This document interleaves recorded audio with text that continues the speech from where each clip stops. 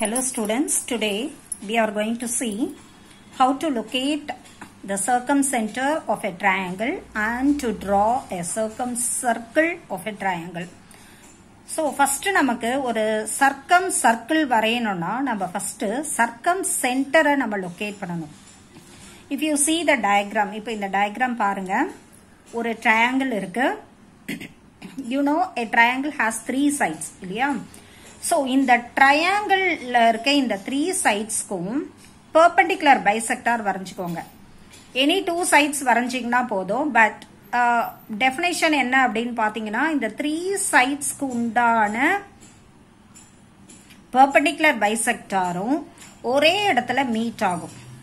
அந்த meet ஆற அந்த point இருக்கு இல்லையா, that's called the point of concurrency. இந்த எல்லா perpendicular bisectorம் ஒரு இடத்துல meet ஆகும், that's called the point of concurrency of the perpendicular bisectors of the sides of the triangle.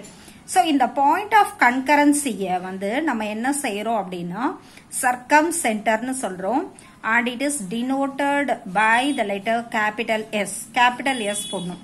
இப்போ நீங்க centroidக்கு பாத்தீங்கன்னா you have given with the letter capital G இல்லையா? In the same way for denoting circumcenter you have to denote it with a capital S. So now let us see the definition of circumcenter.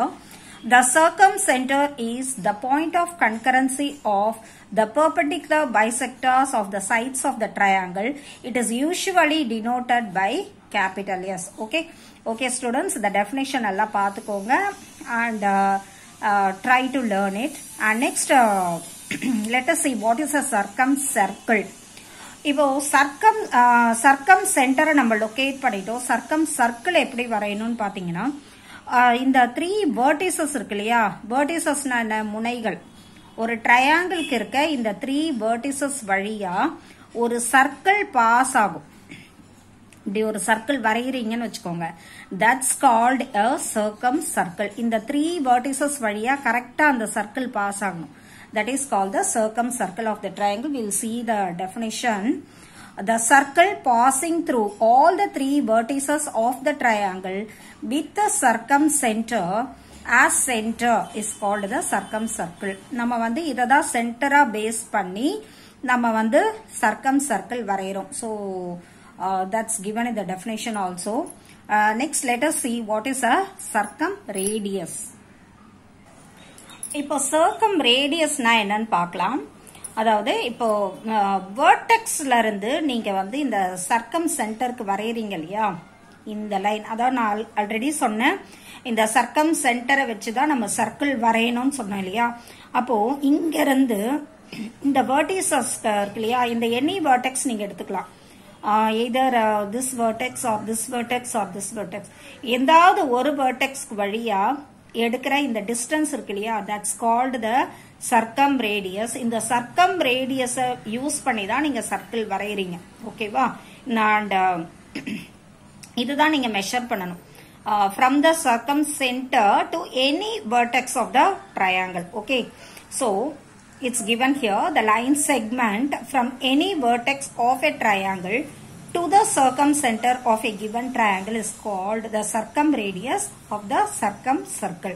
So in the length என்ன அப்படின்றத நீங்க measure பண்ணிட்டு then you can draw a circumcircle using compass. Okay, so now let us move to the exercise sum. We are going to see exercise 4.6 first sum. Now let us see the sum. Draw a triangle ABC where AB is equal to 8 cm, BC equal to 6 cm and angle B is equal to 70 degree and locate its circumcenter and draw the circumcircle. So என்ன கொடுத்திருக்காங்கன்னு பாருங்க, AB வந்து 8 cm சொல்லியிருக்காங்க, BC வந்து 6 cm, angle B is equal to 70 degree அப்படின்னு சொல்லியிருக்காங்க. You are going to find the circumcircle, you are going to draw the circumcenter and you are going to locate the circumcenter of the triangle. Okay, so first நம்ம என்ன செய்யணும் அப்படின்னு பாத்தீங்கன்னா like previous exercise, let us draw a triangle first. முதல் வந்து இந்த மாதிரி ஒரு சர்க்கிள் போட்டுக்கோங்க, சர்க்கிள் போட்டு then draw a triangle inside it and locate A, B, C. இது மூணும் தான் வந்து vertices of the triangle. AB is equal to 8 cm, BC equal to 6 cm and angle B is equal to 70 degree. இத கரெக்டா நீங்க rough diagram locate பண்ணிக்கணும். And now let us construct a triangle. First let us draw AB is equal to 8 cm. So இங்க இருந்து நம்ம 8 cm க்கு ஒரு line வரைஞ்சிக்கலாம். Okay. And now let us name it as AB. AB வந்து 8 cm நம்ம வரைஞ்சிருக்கோம். So AB and here let us write it as 8 cm. So 8 cm க்கு first நம்ம ஒரு line segment வரைஞ்சிட்டோம். இப்போ B ல இருந்து எவ்வளவு சொல்லியிருக்காங்க? angle B is equal to 70 degree சொல்லியிருக்காங்க இல்லையா? So இங்க B ல இருந்து 70 degree எடுக்கலாம். So using protractor let us take 70 degree. Let us place the protractor like this. பாருங்க இந்த லைனுக்கு மேலேயே இந்த protractor ஓட லைன் வர மாதிரி வச்சுக்கோங்க. It is 70 degree. You have to take 70 degree here.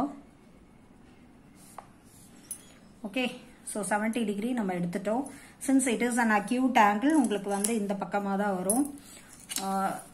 Now let us remove the protractor and draw 70 degree.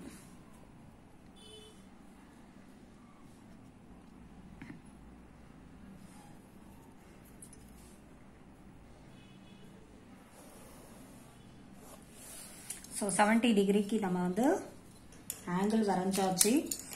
With a B as center, cut an arc 6 cm above this angle. Okay.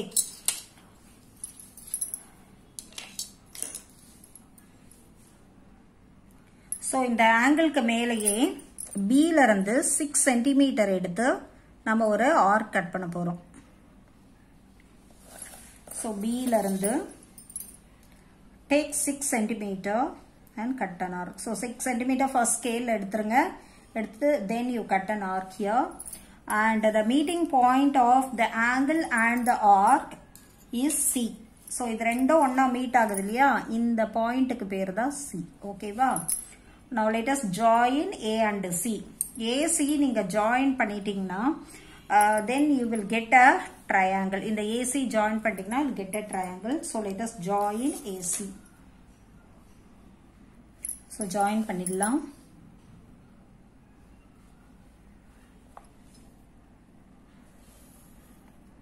So now you got a triangle. So இந்த சம்க்கு பாத்தீங்கன்னா நீங்க first வந்து ஒரு triangle நீங்க construct பண்ணினோம். Then let us construct a perpendicular bisectors for any two sides. நீங்க 3 sideக்கும் கூட வரையலாம். But any two sidesக்கு கண்டுபிடிச்சீங்கன்னா போதும். That will give you the point of concurrency of the triangle. Okay. So in the perpendicular bisector நம்ம any two sidesக்கு வரைய போறோம். I am going to take AC and BC. நான் AC க்கும் BC க்கும் perpendicular bisector வரைய போறேன். You can take for AB also. Okay. Any two sides. ஏதாவது ரெண்டு side எடுத்துக்கோங்க. You know how to draw a perpendicular bisector. First AC க்கு நான் perpendicular bisector வரைய போறேன். So for that let us take more than half of AC. நீங்க வந்து இது ஸ்கேல் வச்சு மெஷர் பண்ணணும்னு அவசியம் இல்ல. more than half of AC இந்த மாதிரி நீங்க வந்து you can guess no எது more than halfன்றது இவ்ளோ இருந்ததுன்னா அது halfன்னு சொல்லுவோம் இல்லையா? சோ அதை விட கூட கொஞ்சம் extend பண்ணிட்டு then you have to cut arcs above and below this line segment. AC க்கு மேலையும் கீழையும் நீங்க arc கட் பண்ணனும். இந்த same way from C also.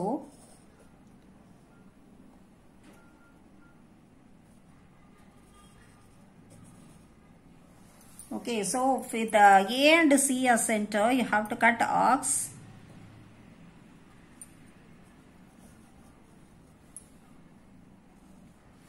So now you got the arc. இப்போ இந்த arcs வரைஞ்சதுக்கு அப்புறம் you have to join it so that you will get the perpendicular bisector. இத வந்து இந்த ரெண்டு arcயையும் நீங்க அப்படி join பண்ணிடணும்.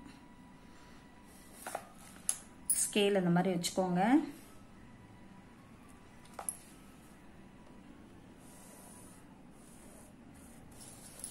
Okay. So Now we have constructed the perpendicular bisector for AC. In the same way, let us construct a perpendicular bisector for BC also. Like previous step, you have to take more than half of BC. கொஞ்சம் நான் இதை கொஞ்சம் சின்னதாக்கிக்கிறேன். பாருங்க, more than half இருக்கா? So, BC க்கு R cut பண்ணுறேன். Above and below the line segment BC.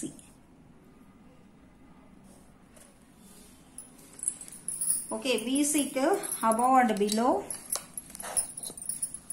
நம்ம வந்து R cut பண்ணிட்டோம். Then let us join these arcs.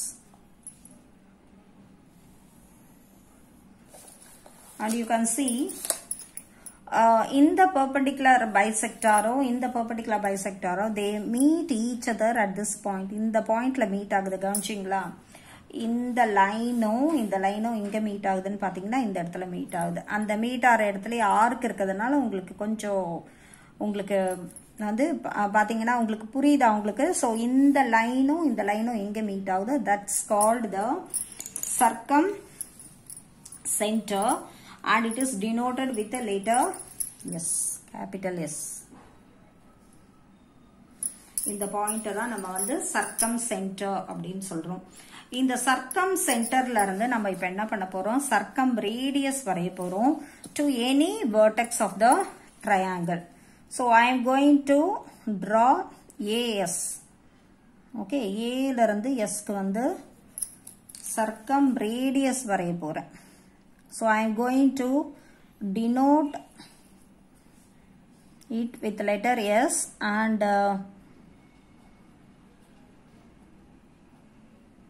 dotted lines நம்ம வச்சு நம்ம என்ன செய்யலாம்? இத ரெண்டுத்தையும் ஜாயின் பண்ணிடலாம். Okay, so this is the circumradius of the circle. இப்போ இந்த circumradius எவ்வளோ மெஷர் இருக்குன்னு பார்த்து அதை யூஸ் பண்ணி என்ன பண்ணலாம்? We can draw a circle. Okay, now let us measure the circumradius.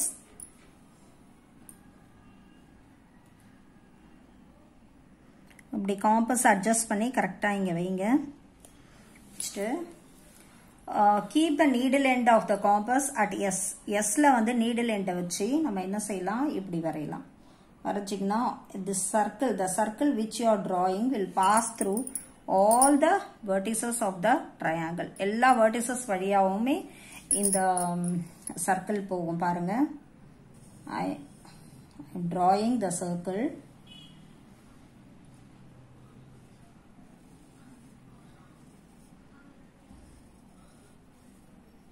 Okay, இந்த circle பாருங்க ABC, இந்த மூணு vertices வழியாவுமே இந்த circle போகும். You can see that. This is the circle ma. So this sum is very easy. Okay, and let us write the measures. Here AB is equal to 8 cm, BC equal to 6 cm, angle ABC, that is angle B, is equal to 70 degree. So in the measures la neenga eludidunga. And AS is the circle. AS is the circumradius. Now let us measure the circumradius. For circumradius நீங்க measure பண்ணீங்கன்னா you are getting 4.4 cm. Okay, so let us write it here. So the measure of the circumradius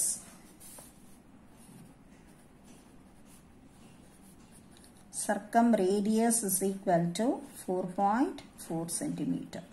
So in the 4.4 centimeter radius use பண்ணி தான் we have drawn the circle. Okay, so let us again recapitulate it. So first பாத்தீங்கன்னா நம்ம என்ன செஞ்சோம்? ஒரு triangle construct பண்ணோம். So AB 8 cm வரைஞ்சுக்கோங்க. With B as center, take an angle of 70 degree. And again on the angle, let us cut an arc of 6 cm. Join AC. You will get a triangle ABC. For any two sides, let us draw the perpendicular bisector. I am drawing perpendicular bisectors for AC and BC. இது ரெண்டுத்துக்கும் perpendicular bisector வரைஞ்சி இது ரெண்டும் எங்க meet ஆகுதோ that's the circumcenter of the triangle. இந்த ரெண்டு perpendicular லைனும் எங்க மீட் ஆகுதுன்னு பார்த்துட்டு it's a circumcenter of the triangle. இந்த circumcenterல இருந்து நீங்க வந்து எந்த சைடு vertexக்கு நீங்க length வரைஞ்சாலும் you'll get the same measure. இத வந்து circum radius ன்னு சொல்லுவோம். Here I got the circum radius 4.4 cm. So ஒரு 0.3 வரலாம், 4.3 கிடைக்கலாம், இல்ல 4.5. Okay, not more than that. I hope you understand this, some students. Thank you, ma.